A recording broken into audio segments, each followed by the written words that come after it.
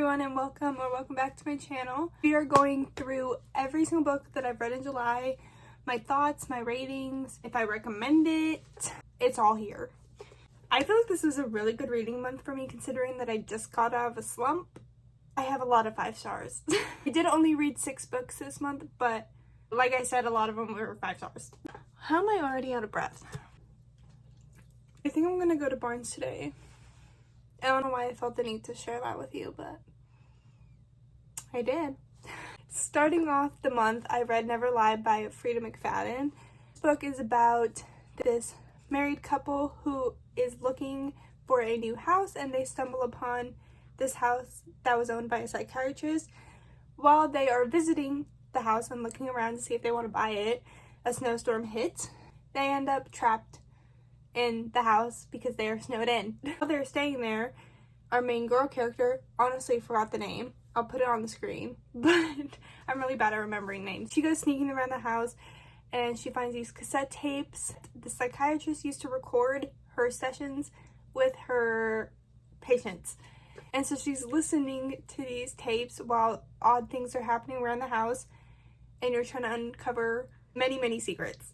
I ended up giving this book 3 out of 5 stars, mostly because I was able to guess quite a few plot twists, and I usually like my thrillers, especially psychological ones, to really mess with the noggin, and it wasn't really doing that, which is why it's a 3 out of 5 stars. Next, I read The Risk, which is the first book in the Mindfuck series, and I gave that a 3 out of 5 stars, mostly because we're introduced to the character's story.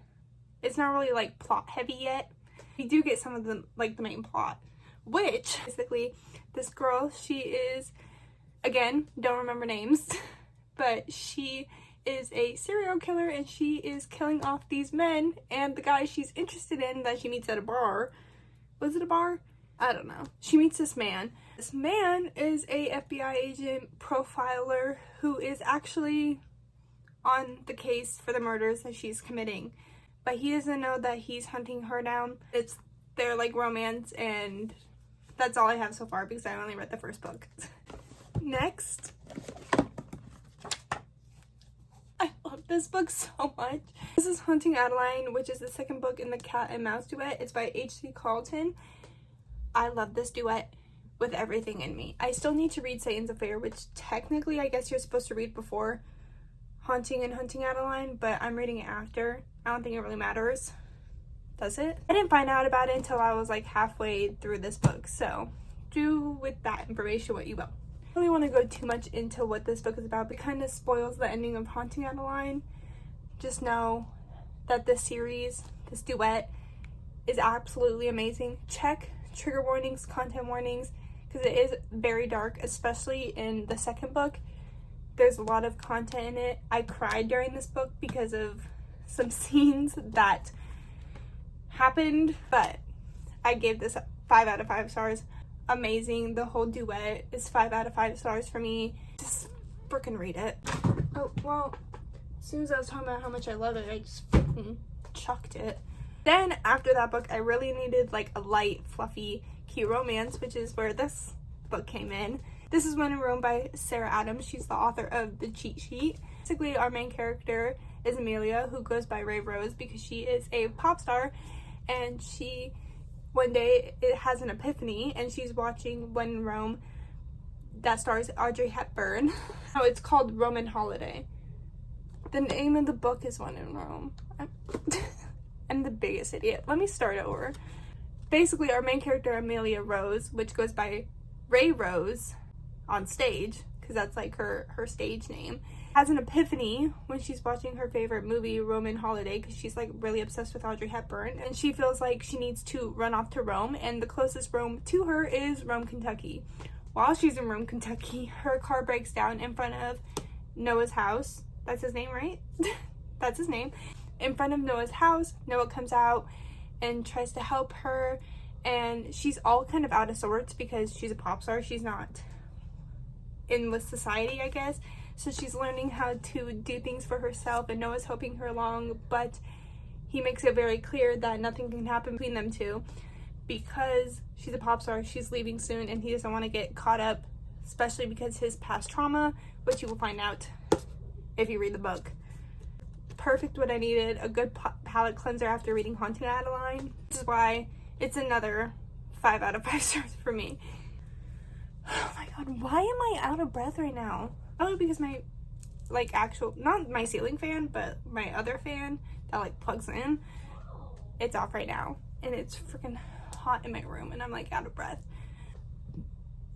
Anyways, I love Sprite.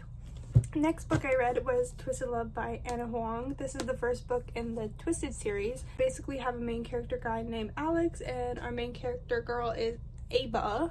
Basically, Ava's brother is leaving for, like, college or whatever. He's leaving somewhere. Brother puts his best friend in charge of watching over his little sister, and things start brewing up, and she realizes there's maybe more to her neighbor slash brother's best friend slash dude she's known her whole life. And I gave this 4 out of 5 stars. Last book I read was Flawless by Elsie Silver. Oh my god, read this book now. If you were to read any book that I'm telling you in this video to read this book. I love this book so much, I bought this hoodie. I saw it at a store, and it reminded me of the book so much that I got it. Anyways, back to the book. This is the first book in the Chestnut Spring series. It follows Rhett and Summer. Rhett is like this big, brawdy, bull rider type dude, and he's gotten in a lot of trouble in his career. And Summer, our other main character, her father is Rhett's agent. He sets Summer up to a task to babysit Rhett. The banter in this book is amazing because Rhett's like, I'm too old to have a babysitter, and Summer's kind of like, well, my dad told me to watch you. So much banter in this. I don't know if you can see, but there's like so many like underlines in this book. But I love this book so much, and I can't wait to read the other 3 books in the series. I gave this book a 5 out of 5 stars. I think I'm gonna give this an honorable mention because I am going to finish this tonight, and it is still July. It is July 30th when I am filming this. But right now I'm currently reading Twisted Games by Anna Huang, which is the second book in the Twisted series, which follows Bridget, which is one of Ava's best friends from the first book, and Bridget's bodyguard. I don't know how to say his name. I've heard it pronounced so many different ways. It's R-H-Y-S. Anyways, it's their romance, and I'm on page 263, chapter 31. And I am pretty positive I'm going to finish this before the end of the month. But I can't give you a star rating until I'm finished. But yes, this is the last book I will be reading for July. That being said, that is all the books that I have read in July. I would love to know what you guys have read in July. So leave me a comment down below of books that you have read. And I'll see you in my next video. Peace out.